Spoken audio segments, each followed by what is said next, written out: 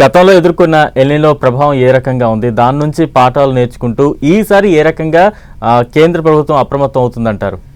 మనకు ఆల్రెడీ కేంద్ర ప్రభుత్వం 6 నెలల నుంచే మనకు చెప్తుంది రాబోయే కాలం ఎల్నినో పరిస్థితులు ఉన్నాయి, మన దేశంలో కరువు రాబోతుంది అని ప్రభుత్వము గత 6 నెలల నుంచి కేంద్ర రాష్ట్ర ప్రభుత్వాలు ప్రజలను అలర్ట్ చేస్తున్నాయి. ఈ ప్రభుత్వాలు కూడా తగిన చర్యలు తీసుకుంటున్నాయి.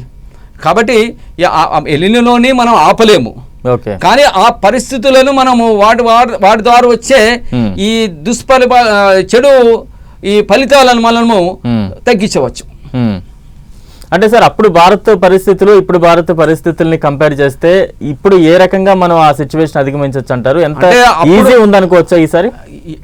ఎల్నినో వచ్చినప్పుడు ఎప్పుడు ఈజీ ఉండదండి. ఎప్పుడు ఎల్నినో వచ్చినప్పుడు వేడి ఎక్కువ ఉండడం, కానీ అప్పటితో కంపేర్ చేస్తే ఇప్పుడు వేడి ఎక్కువ ఉంటుంది కదా. ఇప్పుడు ఒకప్పుడు ఎండాకాలంలో ఎక్కువ టెంపరేచర్ మాట 40 ఉండేది, మాక్సిమం 40 ఉండేది. ఇప్పుడు ఎట్లా అవుతుంది? 48, 50 కూడా వెళ్తుంది.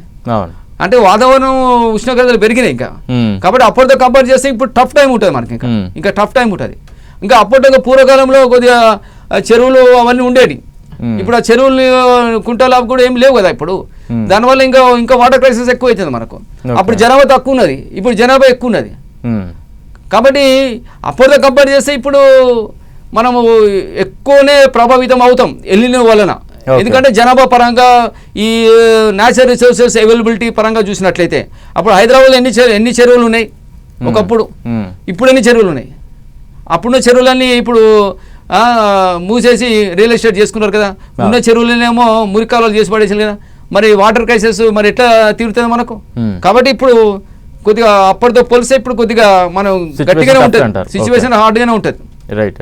అది అంటే ఎల్నినో తీవ్రత కూడా ప్రతిసారి పెరుగుతూ ఉంది, ఎప్పటికప్పుడు ఆ తీవ్రత మనం చూస్తూనే ఉన్నాం. ఇప్పుడు కూడా ఇంకొంచెం తీవ్రత ఎక్కువగానే ఉంటుంది, ఎదుర్కొనే అవకాశం ఉంది అంటూ కూడా వాతావరణ శాఖ చెప్తా ఉంది. నేపథ్యంలో నెక్స్ట్ జనరేషన్స్కి అంటే నెక్స్ట్ టైం మళ్ళా వచ్చే ఎల్నినోని తట్టుకునే విధంగా, లేదంటే ఆ ఎల్నినో ప్రభావాన్ని తగ్గించే విధంగా ఎటువంటి స్టెప్స్ తీసుకుంటే మంచిదంటారు ప్రతి వ్యక్తి? సార్, ఇప్పుడు ఎల్నినో అనేది అది ఒక సర్క్యులర్.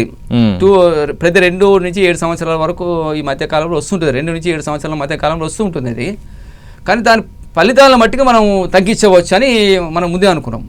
అయితే ఈ ఎల్నినో వలన వచ్చే ఫలితాలు తీవ్రమవుతున్నాయి మనకు. అదేవిధంగా రాబోయే కాలంలో సూపర్ ఎల్నినో వచ్చే అవకాశాలు స్పష్టంగా ఉన్నాయని అని శాస్త్రవేత్తలు చెప్తున్నారు. దీనికి కారణం ఏంటంటే గ్లోబల్ వార్మింగ్, క్లైమేట్ చేంజ్. వీటి వలన ఏమవుతుందంటే ఇప్పుడు ఎల్నినో అంటేనే మనకు వేడి ఎక్కువ వస్తుంది, వాతావరణం టెంపరేచర్ పెరుగుతుంది.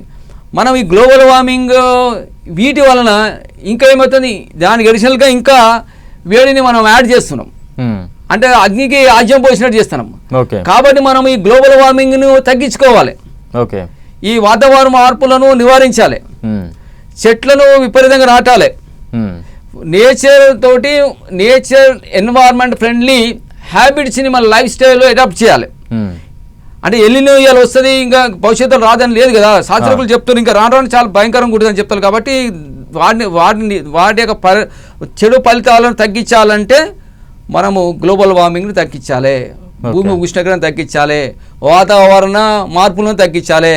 వీరన్నిటికీ మనం చేయవలసిందంటే ఎకో ఫ్రెండ్లీ హ్యాబిట్స్ని మనము అలవర్చుకోవాలి, నీళ్ళను కాపాడుకోవాలి, చెట్లను మనం కాపాడుకోవాలి. ఈ విధంగా మనం చేసినట్లయితే ఈ ఎల్నినో వల్ల వచ్చే ప్రభావాలను చాలా వరకు తగ్గించవచ్చు.